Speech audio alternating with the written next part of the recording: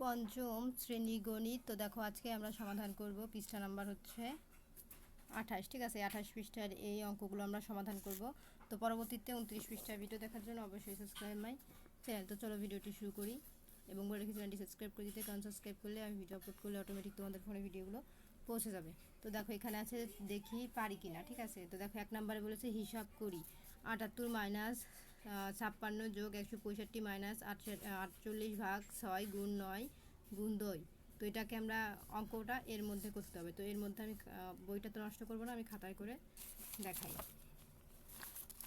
তো এই দেখো আমরা সেম প্রশ্নটাই কিন্তু এই এখানে তুলেছি। ঠিক আছে, বইতে যেরকম দেওয়া ছিল হুবহু আমরা প্রশ্নটা প্রথমে তুলেছি। তোলার পরে এখন আমরা অঙ্কটা শুরু করবো। মানে এটা কিন্তু তোমাদের মেন অঙ্ক, এটা তোলার পরেই কিন্তু অঙ্ক শুরু করতে হবে। তো এটা মনে করো আমরা একবার তুলে নিয়েছি। এখন আমরা কি করব, এখন আমরা এখানে সমান সমান দেব। সমান সমান দিয়ে এই যে 78 এটা আমরা এখানে নামাবো। নামানোর পরে মাইনাস আছে মাইনাস দিব। তারপরে দেখো আমাদের এই চিহ্নটা আছে, আমরা এটা দিব। দেওয়ার পরে দেখো আমাদের 56 আছে, 56 লিখব। লেখার পরে যোগ চিহ্ন আছে, যোগ দিব। 165 আছে, 165 দিব। মাইনাস আছে মাইনাস দিব। দেওয়ার পরে এখন আমরা এখানে দিব কত, 8 গুণ 9। তো এখানে 8 কোথার থেকে আসলে বলি, এই যে আমরা যদি এটাকে ভাগ করব, 6কে যদি আমরা 48 দিয়ে ভাগ করি, 6টা কত হয়, এই যে 6 8 48, তাহলে 8 করা যায়, এই যে 8, তাই ভাগ করার উত্তর হলো আমাদের 8। এটার সাথে এটা ভাগ করলে উত্তর হয় 8, তাহলে 6 8 48, এই যে তাহলে ভাগফল আমাদের 8। এখন 8-এর পরে এখন আমরা কি করব, এই যে গুণ 9 আছে, কারণ এইটা তো ভাগ করে আমরা উত্তর বসাইছি, আর 9 এখন আমরা এখানে লিখব গুণ 9। তারপরে এই যে গুণ 2 আছে, এই যে ব্র্যাকেটে আটকানো ছিল, আমরা কিন্তু ব্র্যাকেট দিয়ে দিলাম। ঠিক আছে, এখন গুণ 2 আছে, এখন আমরা গুণ 2 দিব। 2 দেওয়ার পর আমাদের যে চিহ্নটা এখানে আছে, আমরা সেই চিহ্নটা কিন্তু এখানে দিয়ে দিব। এটা কিন্তু বইয়ে দেওয়া আছে, সেই চিহ্নটাই আমরা এখানে দিয়ে দিচ্ছি। এখন আমরা নেক্সটে আবার সমান সমান দেবো। সমান সমান দিয়ে 78কে এখানে নামাই নিয়ে আসবো। আনার পরে মাইনাস দিব, যে চিহ্ন আছে সেটাই দেবো। এখন 56 আছে, 56 দিব। তারপরে দেখো যোগ আছে থাকার পরে এখন আমরা এই যে 56-এর পরে এখন কি করব, 56-এর পরে 165 লিখব। এই যে 165 আছে, এই 165কে এখানে লিখব। তো এর আগে কিন্তু আমাদের এই চিহ্নটা ছিল, আমার দিতে মনে নাই। তো এই চিহ্নটার পরে দেখো 165 আছে, 165 লিখে নিলাম। তো 165 লেখার পরে আমাদের এই যে মাইনাস চিহ্ন আছে, মাইনাস চিহ্ন দিব। দেওয়ার পরে এখন আমরা লিখবো 72। কেন, এই যে 8 নং এটার সাথে এটা গুণ করে যেটা হবে সেটা বসাবো। 8 নং 72 হয়, তাহলে এখানে লিখবো 72। 72-এর পরে এই যে আমাদের গুণ 2 আছে, এই যে আমরা গুণ 2 দিয়ে দিলাম। গুণ 2, এখন আমাদের যে চিহ্নটা আছে আমরা সেই চিহ্ন এখানে বসাই দিব। এই যে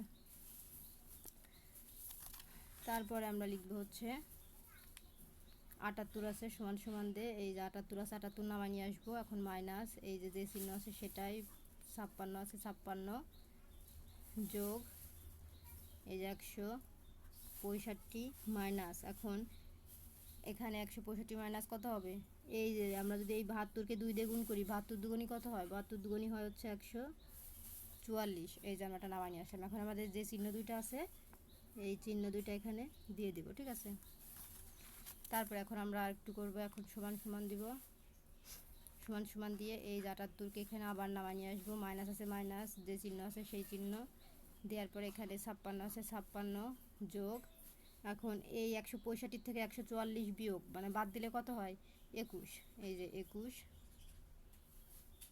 এখন আমাদের যে চিহ্নটা আছে, ঠিক আছে, এই চিহ্নটা আমরা এই যে দিলাম, এই যে চিহ্নটা দেওয়ার পরে এখন সমান সমান, সমান সমান আমরা এখানে দিই ভালোভাবে, এখানে এক লাইনে না করে। এখন সমান সমান দেওয়ার পর আমরা এখন কি করব, 56 আর 21, প্রথমে এই 78কে আমরা এখানে নামাই নিব। নেওয়ার পরে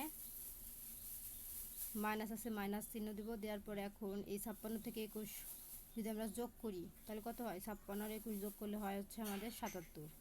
এখন এই 77 থেকে আমরা 78কে বিয়োগ করব। সমান সমানদের নিচে এই 77 থেকে 78 বিয়োগ করলে হয় 1, তাহলে আমাদের উত্তর কত হলো, 1। তো এই ছিল আমাদের প্রথমটার সমাধান।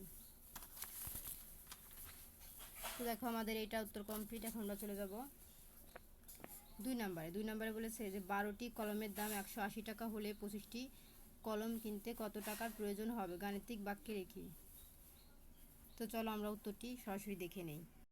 তো এই যে দেখো উত্তর, কারণ হাতে কলমে অঙ্ক করতে অনেক টাইম লাগে তাই আমি দেখাচ্ছি। এই দেখো 25টি কলম কিনতে প্রয়োজন 180 ভাগ 12 গুণ 25 টাকা, কারণ 25টি কলম কিনতে আমাদের প্রয়োজন হবে কত, 12টি কলমের দাম 180 টাকা, তাহলে 25টি কলম কিনতে কত টাকা হবে, তাহলে 25টি কলম কিনতে প্রয়োজন 180 ভাগ 12 গুণ 25, কারণ 12টার দাম হচ্ছে 180, তাহলে আমরা যদি আরও 25টা কিনি তাহলে দাম কত হবে, সেই জন্য গুণ 25 দেবো। এখন 180-র সাথে যদি আমরা 12কে ভাগ দিই উত্তর হবে 15। এখন গুণ দিয়ে এই 25কে নামায় নিয়ে আসবো, নামায় নিয়ে আসার পরে এই 25-15কে যদি আমরা গুণ দেওয়ার পর আমাদের উত্তর হবে 375 টাকা। তাহলে 25টি কলম কিনতে 375 টাকার প্রয়োজন হবে। তো দেখো আমাদের 2 নম্বর উত্তর কমপ্লিট। এখন চলে যাব 3 নম্বরে।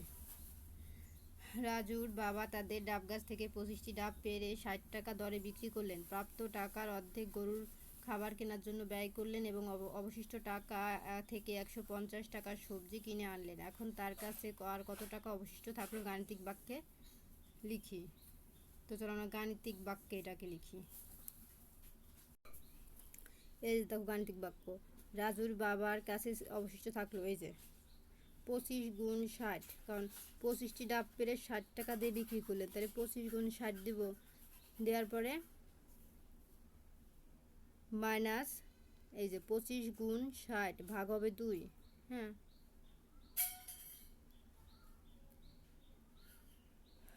যোগ 150 টাকা। এখন এটার সাথে যদি আমরা এটা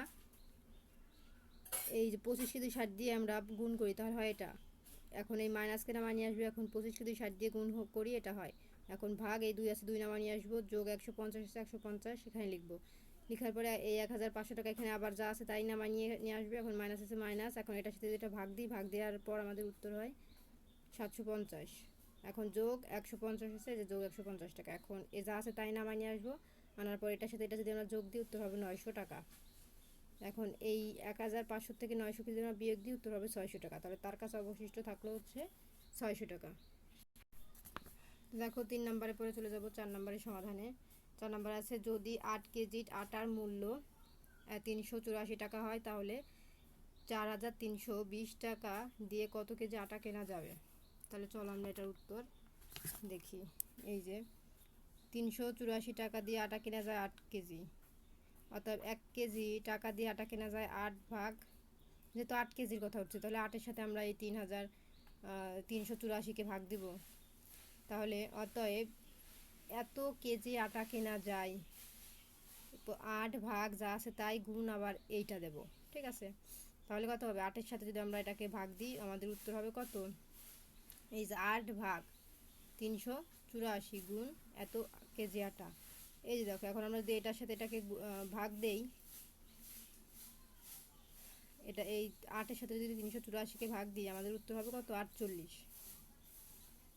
হবে কিন্তু আমাদের উত্তর। এখন গুণ দিব, এই যে টাকা আছে সেটাকে এখন নামায় নিয়ে আসবে, এখন নামায় নিয়ে আসার পর আমরা 48-এর সাথে যদি আমরা এটাকে গুণ দিই, কারণ 48 অক্ষে তো 48ই হয়, আর এটার সাথে যদি আমরা এইটার সাথে এটা গুণ দেওয়ার দরকার না, উত্তর 48 হবে, তো 48-এর সাথে যদি আমরা এটাকে গুণ দিই আমাদের উত্তর হবে 90 কেজি আটা, ঠিক আছে, এটার সাথে এটাকে গুণ দিব, গুণ দেওয়ার পর আবার ভাগ দিব এটার সাথে, তাহলে আমাদের উত্তর বের হয়ে যাবে 90 কেজি আটা। অতএব এত টাকা দিয়ে 90 কেজি আটা কেনা যাবে, ঠিক আছে। তো এই ছিল আজকের মতন আমাদের সমাধান 28 পৃষ্ঠা। তো পরবর্তীতে হচ্ছে 29 পৃষ্ঠার ভিডিও দেখার জন্য অবশ্যই সাবস্ক্রাইব মাই চ্যানেল।